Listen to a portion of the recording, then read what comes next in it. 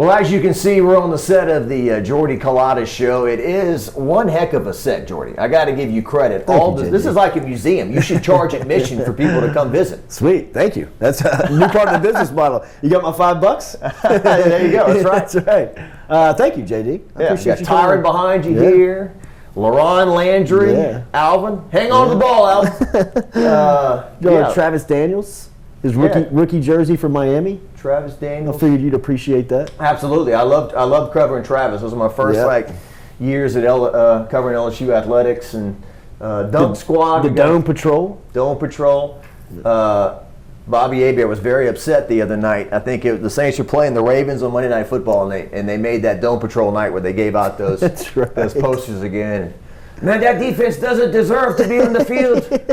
The night we honor the Dome Patrol. That's right. So, well, how many? What year now? A year and a half of the show? Yeah, about a year and a half. In January of 2023, it'll officially be 2 years. Right at the start of February is when we launched 2 years ago, and Katie Alligood, who is our business partner, and I have kind of set out on this adventure and moved into this studio a year ago. Really, on January 1st of 2022 is when we moved into the studio, and that's when it really kind of went to the next level. I mean, we really kind of started to develop the business and see more podcasts come through here and get more opportunity to get out on the street and sell.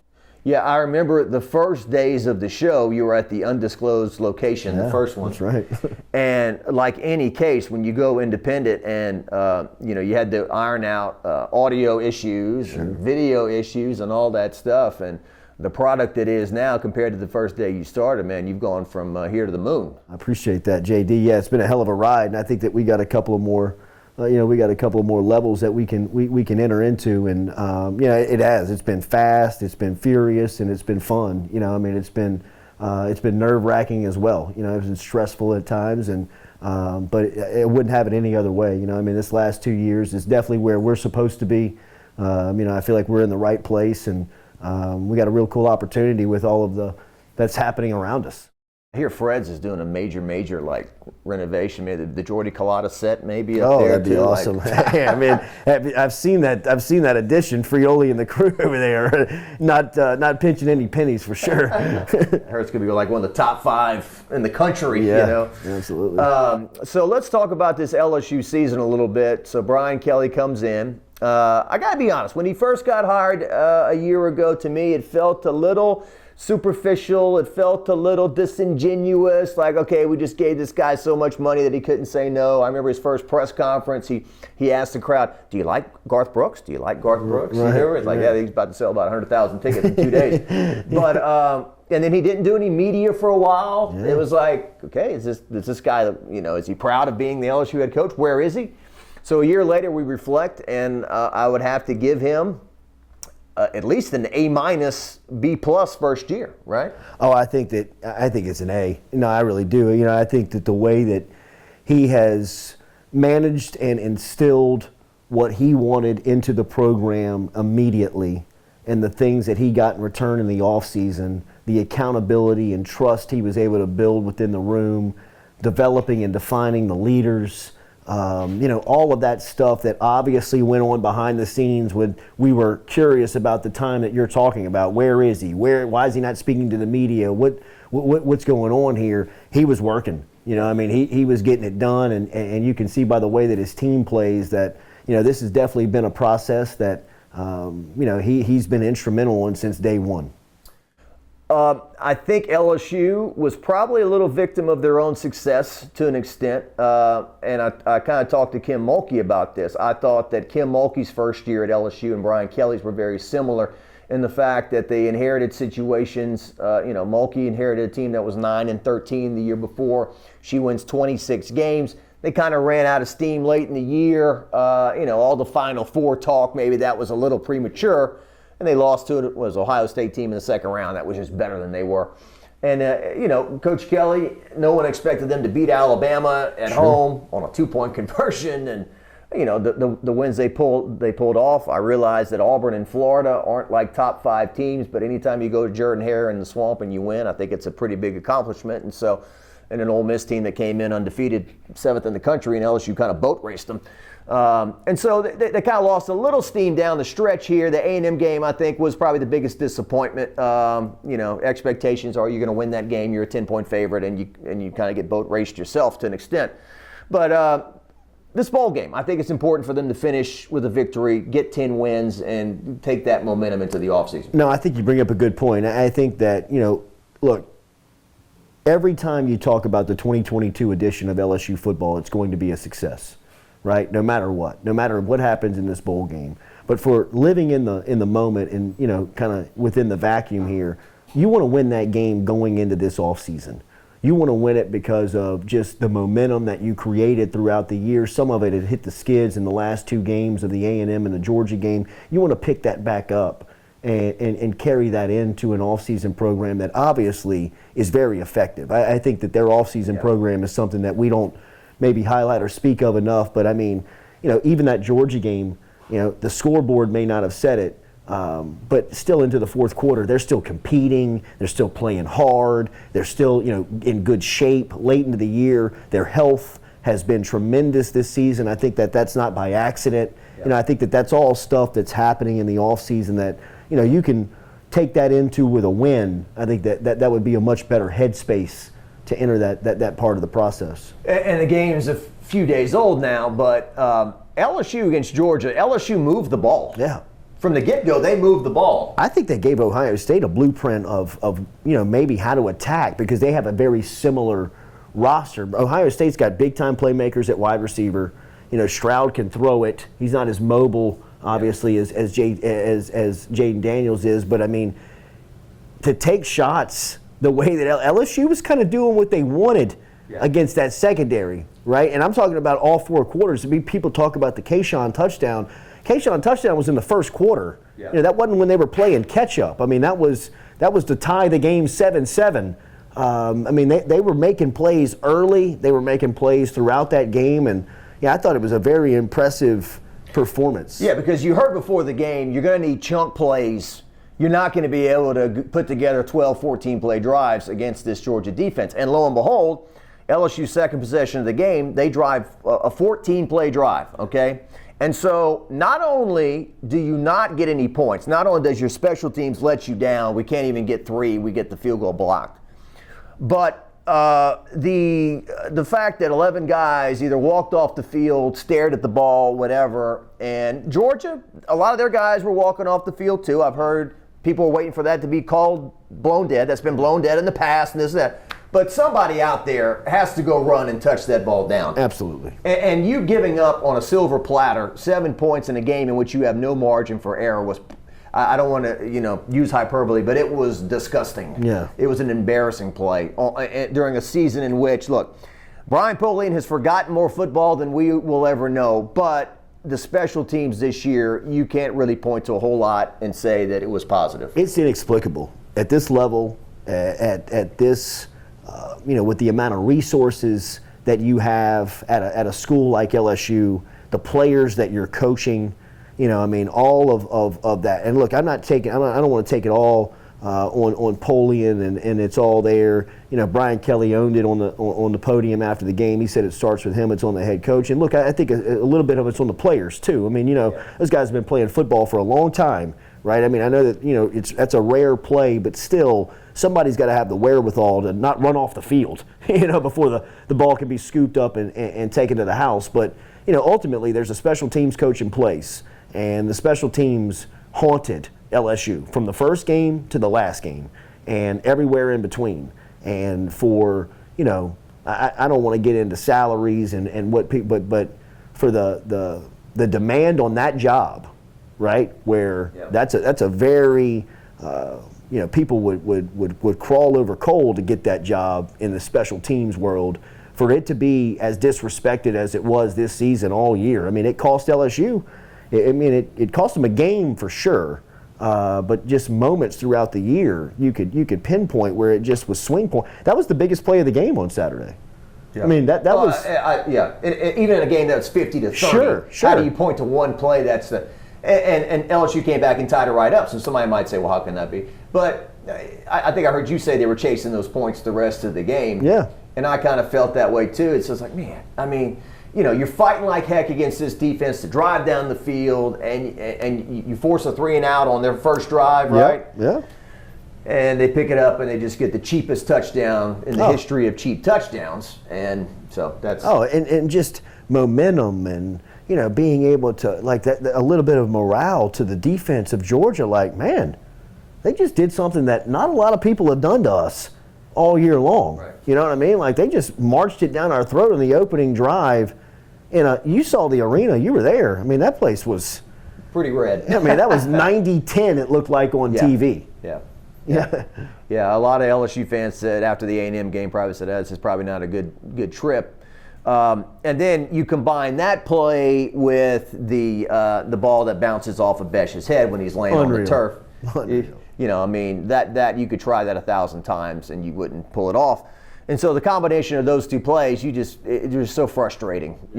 Just like we needed our best today, and this voodoo stuff is going on, and we're not going to be there. Now look, LSU continued to move the ball. Real quick, Keyshawn Boutte. I had sat right here with you and wondered if he had lost his step.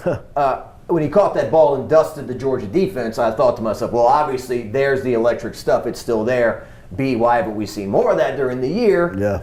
And now he's coming back, so hopefully we'll see stuff like that in 2023. Yeah, without question. That was a huge coup for Brian Kelly and his staff to get Keyshawn back. I mean, I think, him making that play, again, like we said, early on in that game on Saturday, and running through that Georgia defense, who all season long, Jacques, they gave up 3 passing touchdowns? I think it was 12 total. Or 5. It was 4 rushing and 8 passing. 8 passing. Okay. Something like that. I mean, the nerd here with no life. Okay, I looked it up. A stupid number. Yeah. One a game. You know what I mean? Like, just a dumb number. And to see him in the first quarter catch a pass and run through that defense like that, I thought to myself, NFL scouts have to be checking a lot of boxes that they questioned all year long. Can he play at that speed? Does he still have that speed? Can he break away from a team like Georgia? I mean, he just did it all for you in one play. Yeah. And I thought to myself, like, man, he might have just kind of like solidified himself as a first-round pick. And for the people that say, hey, no surprise, he didn't have a good year. We've seen guys that have had much less productive years go pro. And look, even on a down year, you can still see it in Keyshawn. I mean, even when there's different elements to him than other players. And on Saturday, that there's only one player that could have made that play for LSU, and that was 7. And to see him make that play, I think, was very encouraging. And to get him back, I mean, you start throwing the names up on the wall of the wide receiver room, looks like just today, right, with the guys that they have coming in, like Shelton Sampson, who's a 5-star from Catholic High, Jalen Brown, who's a 5-star from Miami. They got the big kid from Texas who's had a really good year, Kyle Parker, that's coming in. And then you think about Malik Neighbors, Brian Thomas, Chris Hilton, and Keyshawn Boutte in all the same room. I mean, like that. There's only one football, but that's as deep and as playmaking of a room as the SEC has for sure. Yeah. Well, we saw Malik have a huge day against Georgia. Garrett Nussmeier, I talked about it right here on your show. The press box is up in the end zone. And so Garrett throws that first touchdown, and I could see the Georgia safety. He's running over, and Garrett put it right where he needed to be. It's over the safety's head, and Malik catches a touchdown. Kind of the same play in the second half. This time the Georgia safety rotated over in time, interception, and then I think Nussmeier got hit and fumbled. So there were, I guess, technically 2 turnovers on him. Yeah. But certainly a lot of electric stuff in terms of him pushing the ball down the field. The touchdown he threw to Jure was very Aaron Rodgers-ish. Joe Burrow in that same building, right. The way he spun away. Yeah. So he's got that stuff. And he just flicks it. You know what I mean? Like, his release is beautiful. Yep. I mean, the ball jumps out of his hand. Nussmeier is a fascinating topic. I mean, he was going into the 2000 and, Burrow left, and then Miles was the guy going to 2020. This is his third year. I can't Nussmeier? Nussmeier's going into his 3rd year. So 2023 would be his 3rd year. Right. I mean, we heard even, like, going into 2021, like, and I told you, we get the scrimmage stats and be like, Nussmeier threw for 300 in the scrimmage, and Max Johnson threw for 150. What's going on here? Yeah. So we weren't allowed to go. We don't know how those things are structured, but there's been a lot of conversation around Nussmeier for a while. For sure. So, I mean, he's got that live arm. He's got that thing that you fall in love with. You know what I mean? Like, he's the hot girl at the bar. You know what I mean? Like, I mean, he's the one that you're like, who is that? Yeah. You know what I mean? What? He's not a big guy either. At all. I mean, when we interview him, like, this guy's, he's my size. Right, you know? right. But he can scramble. He's got that moxie. Obviously, his dad is Doug Nussmeier, so he's been around football all his life. It was funny. Kirby Smart, before the game, was running out, and he stopped and he talked to Garrett for a little bit. Oh, yeah. Nuss was on the Alabama staff. On the Alabama staff with Kirby. So I guess Kirby's watched this kid grow up, Yeah. We mentioned Keyshawn, one guy who appears like he will not be back. Jack Besh enters the transfer portal, and I told you a while ago, it's like LSU fans have said that's the kind of guy that we need, the guy that wants to be there. I'll take the 3-star who has grown up his entire life dreaming of playing for LSU over the 5-star maybe from California or somebody far away who's not emotionally invested in it. And so LSU is all he's ever dreamed of, and he's made the decision to leave. He was LSU's leading receiver in 2021. He kind of fell behind the 8 ball with a shin injury or whatever. Shin splint. Yeah. And then this year, when they tried to get him involved in special teams, maybe he's trying to do too much because this is the only opportunity I'm going to get.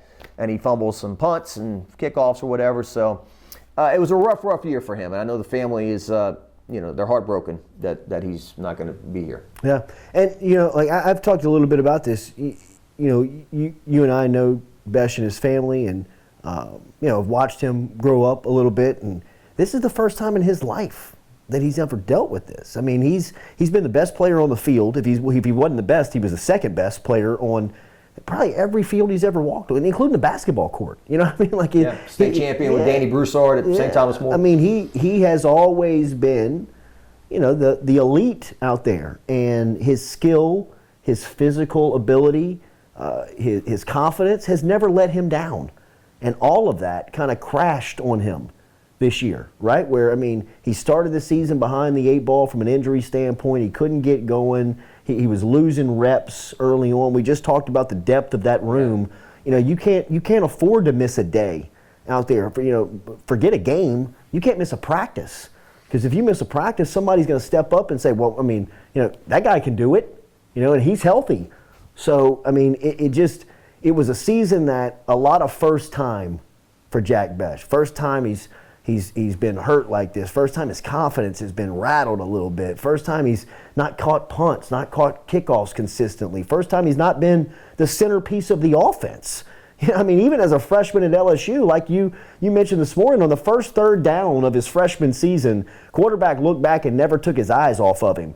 And when he caught it, he picked up I think his first 8 catches of his college career all went for first downs. It was like every time he touched the ball, something positive happened. Yeah. And I think that was kind of the spirit of him. That's just who he was. I watched him play his senior season in high school, at Memorial Stadium with, Walker Howard against Catholic High, and Catholic High's defense was very touted that night. I mean, it was a group that had a lot of pride. Yeah. They were going into that game trying to prove something, and Howard and Besh, it was like video game stuff. I mean, like they were playing with them. I mean, it was watching a totally different type of deal, and to think of that coming through LSU was very exciting to watch. Howard, Besh, So, I hate that it ended like this for him. I support him. I think that he's going to have success wherever he goes. But, knowing what it meant to not just the people around him, but, him. I mean, when that LSU offer came through, remember, I mean, like he was a COVID casualty. If COVID wouldn't have existed, he would have gone to LSU's camp.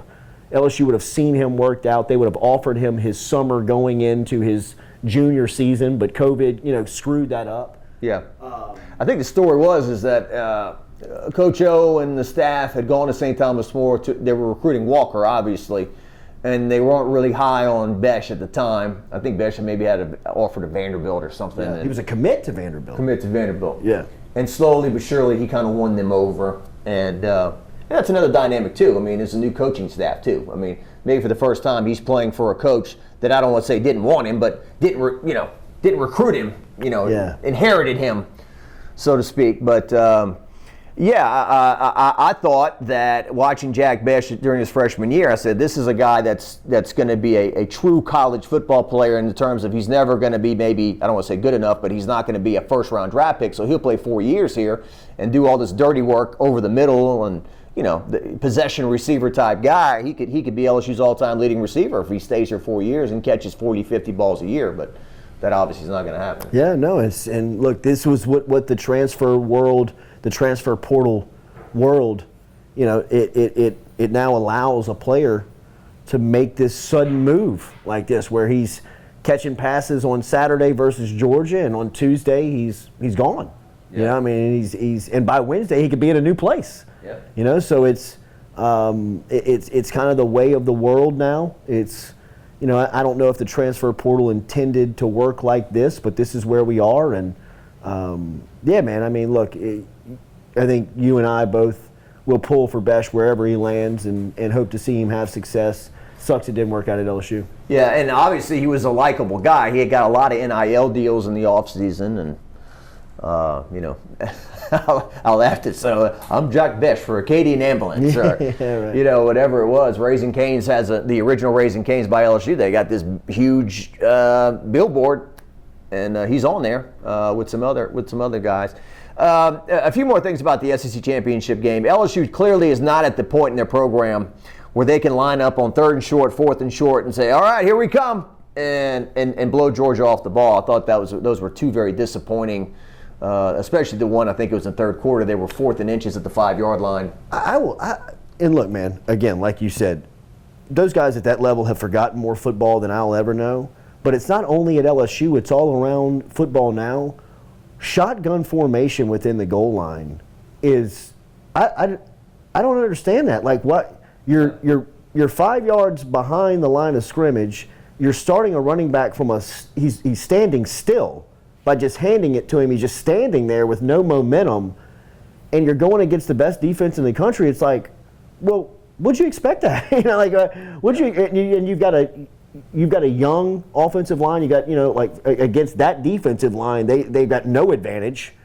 I think Emory Jones will forever remember his freshman year in the SEC championship. And look, I always talk about Lyle Collins going up against Myles Garrett that night that Leonard Fournette ran over that DB at Texas A&M when Myles Garrett was a freshman, Fournette was a freshman, but Lyle Collins was a senior and had been and played a ton of college football, and he was driving Myles Garrett into LSU's bench.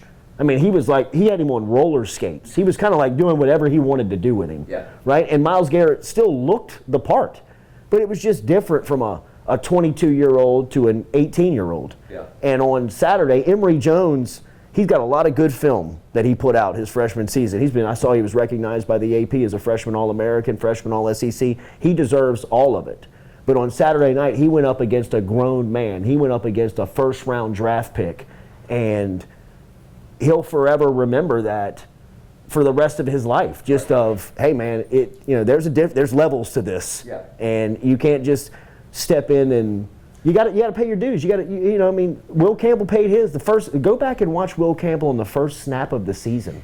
That defensive end from Florida State that's never happened to Campbell in his life. Right. You know what I mean? Like that's never happened. Somebody just remove him from his base. He kind of his arms kind of flutter back. Yeah. I mean, now you never saw it again, but you have to have those experiences. Yeah, as the LSU team collectively, because they overachieved and they might have gotten on a stage a little early that they weren't quite ready for, and individually the players, and it's not a slight on them, they're starting as true freshmen, but they got maybe put on some stages that they're going to learn from and look forward. Really, the story about those guys is that we only talk about that. That's the time that it happened. I mean, they went through. Campbell started from the starting line to the finish line, or at least from the regular season standpoint. Emory Jones got pushed in there. The third game? The third game he was by the Mississippi State game he was starting, and he hadn't missed a snap all the way through the SEC title game. And all we're talking about is a couple of times where they got exposed? Right. And it was against a veteran from Florida State and maybe the best defensive line in the country. I mean, I don't think that we even realize how truly incredible it is that LSU's offensive line features 2 true freshman tackles that really won a lot of the wars. You know what I mean? Like I mean, like think about the Will Anderson game. I mean, you never heard Anderson had 2 tackles that night. Yeah. They all walked away saying they thought that the other guy was better. Dallas. Yeah, Dallas Turner. Dallas Turner was better. Yeah. And to your point, I was fortunate enough during the year to do a chat like we're doing right now with Andrew Whitworth, Alan Faneca. I saw it. Todd McClure. So, like, you think of, like, okay, who are the best offensive linemen in LSU history? I mean, you talk about, they're in it. Faneca and Whitworth. I mean, Faneca is in the Pro Football Hall of Fame. Whitworth will probably be. McClure's in the Atlanta Falcons Ring of Honor. Yep. They all said, I can't imagine being a true freshman in the shotgun formation and starting. I saw, and you could see even like as they were saying it, like they were like, I still can't believe it. Like that they're doing this. I can't believe that these guys have this much responsibility on them as a freshman, and they passed the test. You know what I mean? Like, and it ain't just them. Like Harold Perkins, Mason Taylor, even DeMar Tolian, the other freshman linebacker. Yeah. Like if you paid attention in games like 7, 8, and 9, like he was getting a lot of reps. He was getting a lot of playing time and reps where you were like, they like this kid. Like they it's obviously gotten to a point where they got to play him because he's out there. Yeah, I mean, Mason Taylor. Oh, to catch that 2-point conversion, I would have had a heart attack even thinking about it. This, when the play call bounces came in. off my hands. Yeah, I'm going to let down the entire LSU fan base to beat Alabama at home. It's sir, we run in practice every day. I just ran an arrow route, I caught it, and right. I mean, right. It reminds me too of like. They just don't know what they don't know. When you do this, you're not supposed to get nervous. But the one time I remember I was so nervous I was like shaking was when Garrett Hartley went on the field for the NFC Championship game against Minnesota to kick the field goal to go to the Super Bowl. And I'm thinking to myself, if that was me and I had grown up in Louisiana on the frustrations of the Saints all these years, and I got one kick to send us to the Super Bowl, I don't think I'd be able to walk. I'd probably had a heart attack on the sideline. But he just drilled it 42 yards or so. Anyway, that's the difference between us and them. But a few more things as the great Shay Dixon walks in. There he is, Shay D. Shay, how's it going? So LSU did move the ball all night. The defense, I think, after maybe they lost some of their spunk after the plays we talked about, and then I think Stetson Bennett started carving them up to an extent and kind of pushed them around a little bit. Defensive linemen, I think that's been a common theme that they got a little gassed late in the season because they were playing so many reps. Sure, absolutely, depth. I think that you go up against a team like Georgia and you see what it the elite looks like. LSU's not that far off. I think that was the big learning lesson for the staff, for the fans, for us who cover the team this year is, for as much chaos as they've had around here over the last couple of seasons, they still have talent within those walls. And guys like Ojulari and guys, that they can count on, Keyshawn, guys that have been there, John Emery who stepped up this season, especially late in the year, and even guys like Charles Turner and Anthony Bradford that played really good football for them, I thought at a high level, Jaquelin Roy and guys that Ali Gay, that have been here for a while, and then the influx of transfers and how they came in and really affected, the immediate impact of this team this season has been, pretty powerful to watch, in the sense of they're close, they just don't have the depth. Kelly recognized that a couple of weeks ago. The roster still isn't top to bottom. I think it was you that asked him, that like, what are you going to do in the transfer portal? He said, look, the facts is that we still have areas that are very limited in depth, and we're going to have to replace that through the portal. Do they want to get to a place where they can just kind of cherry pick the portal like Georgia did? This season where they've really kind of recruited it so strong that they don't even have to really go outside of their walls to look for more players because they have the depth within. LSU just doesn't have that yet. Think how many plays Mekhi Wingo played this season. Right. Think how many plays Jaquelin Roy played this year. Ojulari, you got to get some guys behind them that can come and spell that to really be a championship level. The thing about Georgia is you look out there and you're like, when does it stop? Yeah. When does the rotation of the defensive line stop? I think Hannah Griff said something. He turned to Hester at one point and said they ran four fresh defensive linemen just ran on the field and four of them went out. Right. They have those kind of luxuries to absolutely. And do stuff remember like the that. day, Jacques, you and I have covered the program when LSU was like that. Right. You know, I mean, LSU has been like that at times where it was like, hey, you get this thing to the third and fourth quarter and it's close. They're just not strong enough to beat LSU. They're not deep enough. They're not going to be fresh enough. And that's where Georgia is right now, where you know they can just choke you out. Right. I remember the days where like your Ego Fergusons and guys like that were like fourth, fifth guys. Yeah, remember Drake Nevis was like he was a rarely would play on that 07 defensive line, that 05, 06 with Kyle Williams and Claude Roten and guys like Ricky Jean that just kept coming at you. And I've seen the flip side of it. I think it was 2013. Ogeron's first. What about 13 when Anthony Johnson and Ego Ferguson, they had to play every snap. Yeah. They couldn't come off the field. Well, I remember 17, I think it was Christian Lockature, Devon Gottschall.